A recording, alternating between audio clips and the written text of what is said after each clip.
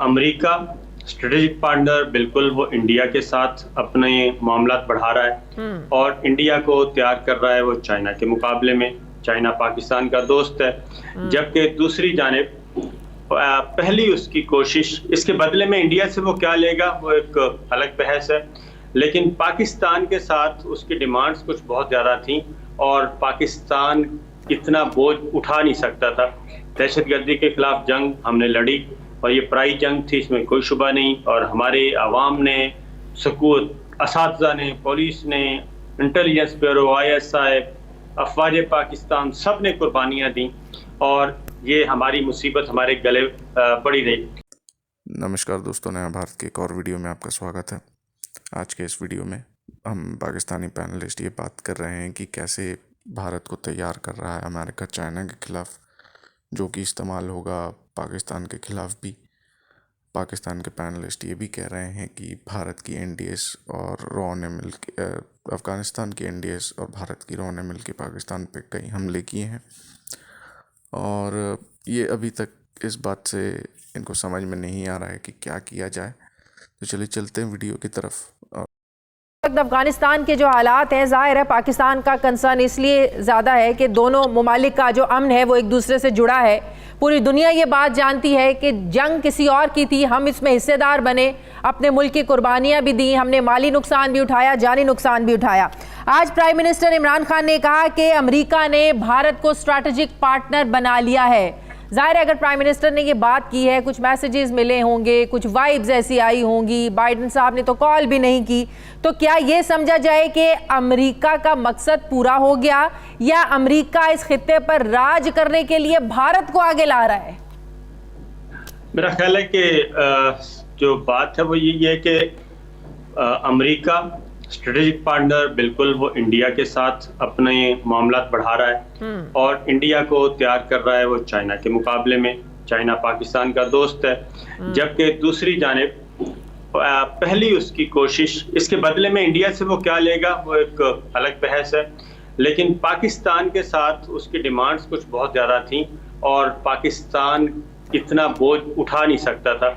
दहशतगर्दी के खिलाफ जंग हमने लड़ी और ये पराई जंग थी, इसमें कोई शुबा नहीं। और हमारे अवाम ने, सकूत, असातिज़ा ने, पुलिस ने, इंटेलिजेंस ब्यूरो, ISI, अफवाज पाकिस्तान, सब ने कुर्बानियाँ दी और ये हमारी मुसीबत हमारे गले पड़ी रही। अब पहले अमेरिका को बाइज्जत इनखला चाहिए था और उस शिकस्त को बदलने के लिए एक नया नैरेटिव चाहिए था। पाकिस्तान ने उसमें भी मदद कर दी अफगान तालिबान को और उनको आमने सामने टेबल पे बिठा दिया, पीस एग्रीमेंट हो गया।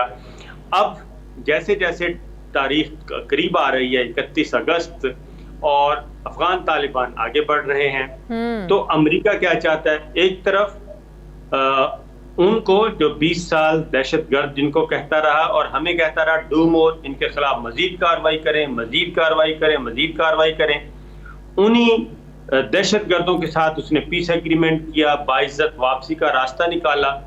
लेकिन दूसरी जानिब पाकिस्तान को अब क्या कह रहा है? खुद तो दोहा में टेबल पे बैठा है और पाकिस्तान को कह रहा है आप इनके साथ लड़ें और उनके साथ लड़ें जिनकी आगे हुकूमत आनी है। लेकिन अब कहा जा रहा है कि अफगान तालिबान पाकिस्तान की भी सुनने को तैयार नहीं है। अफगान तालिबान इस मूड में है कि अगर अशरफ गनी की हुकूमत खत्म हो जाए, कोई दूसरी अबूरी हुकूमत बन जाए, अब्दुल्ला का किरदार बढ़ जाए, तो वो सोच सकते हैं मिलकर कोई बात करने का। बिल्कुल, उसमें मसला यह कि दो ही वहां पे लोग हारे हैं अफगानिस्तान में, एक गनी की हुकूमत और दूसरा इंडिया। ये दोनों ने लूज किया है, बाकी तो किसी ने लूज नहीं किया। अब अशरफ गनी साहब, उनको वो कोई मानने के लिए तैयार नहीं। पावर शेयरिंग फार्मूला उन्होंने बहुत दिन पहले पेश किया था, जो कि तालिबान ने बिल्कुल रिजेक्ट कर दिया और उसकी वजह यह कि 7 दिन में वो 10 सूबे इनसे ले चुके हैं और इंटरनेशनल मीडिया तो अब ये बात कर रहा है कि और चंद हफ्ते लगेंगे, काबुल पर भी कब्जा हो जाएगा तालिबान का। ये फैसला अफगान तालिबान ने करना है कि वो कब काबुल को उन्होंने गिराना। अब ये ना तो अफगान फौज के आर्मी चीफ आपने बदल दिया, वजीर दिफा आपने बदल दिया, वजीर दाखिला बदल दिया, आप अपनी काबीना आपके कंट्रोल में नहीं है। अब्दुल्ला के साथ आपके मामलात सही नहीं है, विद इन अफगानिस्तान आपकी कोई रिट नहीं है, तो ये फैसला तो अब अफगान तालिबान ने करना है। लेकिन अफगान तालिबान बड़ा सोच सोच के कदम आगे बढ़ा रहे हैं। चाइना पाकिस्तान पे इल्जाम, जैसे जैसे अफगान तालिबान मजबूत होंगे अफगानिस्तान में, आपको नहीं लगता तहरीके तालिबान पाकिस्तान कलदम है जो यहाँ पर, उनका भी हौसला बढ़ेगा, वो भी मजबूत होने की कोशिश करेंगे मजीद? हमारी आज बात हुई इत्तेफाक से प्रोग्राम में सुहेल शाहीन से, हमने ये सवाल उनसे पूछा कि आपका अलकायदा के साथ, तहरीके तालिबान के साथ और जो यहाँ पे कलदम तंजीमें हैं टीटीपी और दूसरी, उनके साथ आपके राब्ते हैं, या वो यहाँ पे खुश हो रहे हैं कि जैसे ही आप आएंगे हम भी इधर अनरेस्ट पैदा करेंगे? तो उन्होंने कहा जी कि ये तो सवाल ही पैदा नहीं होता, ना ही हमारा कोई राब्ता है, ना ही हम ऐसा होने देंगे। तो ये जब तक गनी हुकूमत है उस वक्त तक ये सिलसिला रहेगा। जैसे ही गनी हुकूमत निकलेगी, अफगान तालिबान आएंगे, तो ये मामला नहीं होगा। ये हमें भी पता है कि जौहर टाउन लाहौर वाला भी, दासू वाला भी, ये सब कुछ अफगानिस्तान की सरजमीन इस्तेमाल हो रही है, NDS रॉ ये सारे कर रहे हैं। लेकिन जैसे ही वहां पे चेंज होगी, और मुझे लगता है कि बहुत ज्यादा दिन नहीं है, अब ये फैसला अफगान हुकूमत ने, टाइमिंग्स का फैसला अफगान तालिबान ने करना है कि वो कब, क्योंकि वो चाइना के साथ अंडरस्टैंडिंग पैदा कर चुके हैं, मॉस्को के साथ कर चुके हैं, तेहरान के साथ कर चुके हैं, और वो मुसलसल अपने, उनके जो सियासी क़यादत है वो इन मुल्कों का विजिट करके एक आप से कह लें कि MOUs तक साइन हो चुके हैं कि हमने आगे कैसे बढ़ना है। फिर जहाँ जो रियासतें, जो बॉर्डर खतरे वाले हैं, वहाँ सारे ईरान अफगान बॉर्डर और जो सेंट्रल एशिया के साथ मिलते हैं वो बॉर्डर, वहां पे वो कंट्रोल हासिल कर चुके हैं अफगान तालिबान, और अमेरिका जो अफगानिस्तान की फौज है वहां पे वो नहीं है।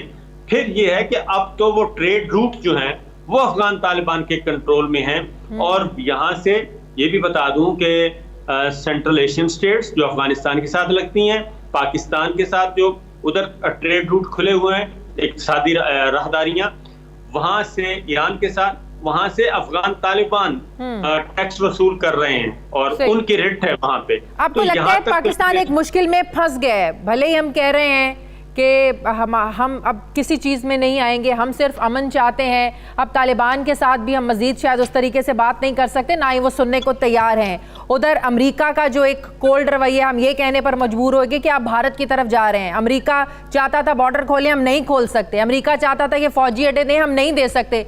इसके कॉन्सिक्वेंसेस हमें भुगतना पड़ सकते हैं? देखिए, मेरा ख्याल है कि कुछ ना कुछ तो पाबंदियां, हमारी लीडरशिप को ये पता है, सिविल मिलिट्री लीडरशिप दोनों को पता है कि अमेरिका हमें तंग करेगा, और पहले भी तंग कर रहा है। पहले कौन सा उसने हमें सहूलत दी हुई है, FATF में वो हमें तंग कर रहा है, IMF, वर्ल्ड बैंक, जहाँ जहाँ उसका बस चल रहा है वो तंग कर रहा है। हमारा कोलिशन सपोर्ट फंड उसने रोका हुआ है, तो पहले भी कोई उसने हमें सुखी नहीं रखा हुआ। और दूसरी बात है कि हम वो काम नहीं कर सकते, अमेरिका की ख्वाहिशात इतनी हैं, वो कहता है CPEC बंद कर दो, वो कहता है चाइना के साथ आप पुट्टी करें, वो कहता है अफगान तालिबान के साथ लड़ें, वो कहता है इंडिया के कश्मीर को भूल जाए, इंडिया के साथ मामला सेट करें, वो यहाँ पे इंडिया को खड़ा करना चाह रहा है। तो ये सारी चीजें हमारे इल्म में, और इसके बदले में जाहिर है हमें कुछ कुर्बानी देनी पड़ेगी, कुछ पाबंदियां वो आयद कर सकता है। उसके लिए हम देनी तौर पे तैयार है। ऐसा नहीं है कि हम कोई अंधेरे में रह रहे हैं और हम किसी खुशफहमी का शिकार हैं, ऐसा नहीं है। हमें पता है कि अमेरिका कहां तक जा सकता है। इसलिए आपने देखा होगा कि पाकिस्तान पैरेलल, क्योंकि रीजनल प्लेयर्स जो हैं वो अमेरिका और इंडिया के साथ नहीं है, चाइना उनके साथ नहीं है, रशिया उनके साथ नहीं है, ईरान उनके साथ नहीं है, पाकिस्तान उनके साथ नहीं है, तुर्की ये कह रहा है। तो इसलिए मैं समझता हूं कि सेंट्रल एशियन स्टेट्स जो हैं वो भी वो वाला नैरेटिव लेने के लिए तैयार नहीं है। तो ये सारी चीजें हैं, और मेरा ख्याल है कि अमेरिका और इंडिया के हाथ से काफी कुछ निकल चुका है। तो सुना आपने दोस्तों किस प्रकार से पाकिस्तानी मीडिया ये साबित करने में लगी हुई है कि भारत हर तरीके से हार गया है, और भारत की हार, इनको पता ही नहीं चल रहा है कि TTP जो है वो पाकिस्तान का ही, तालिबान का ही एक पार्ट है। जैसे ही अफ़गानिस्तान में, काबुल में तालिबान का कब्ज़ा हुआ, सबसे पहला जिसको छोड़ा गया था वो था TTP का सरगना, और अभी टीटीपी छूट के ही पाकिस्तान पे हमला करना शुरू करेगी। इनको ये बात समझ में नहीं आ रहा, इनको लग रहा है कि टीटीपी को भारत फंड कर रहा है। चलिए कोई दिक्कत नहीं है, इन लोगों को ऐसे ही रहने देते हैं। ये लोग ऐसे ही जीने के लिए आए हैं इस दुनिया में कि दूसरे को दोषारोप करके अपना कुछ गलतियां नहीं देखेंगे। तो देखते हैं क्या होता है आगे। और जहाँ तक बात है व्यूज़ की, तो मैं अपने लोगों को कहूँगा प्लीज़ मेरे चैनल को सब्सक्राइब करें और लाइक करें ताकि मैं और ऐसे वीडियोज़ लाता रहूँ। चलिए मिलते हैं अगले वीडियो में, तब तक के लिए जय हिंद।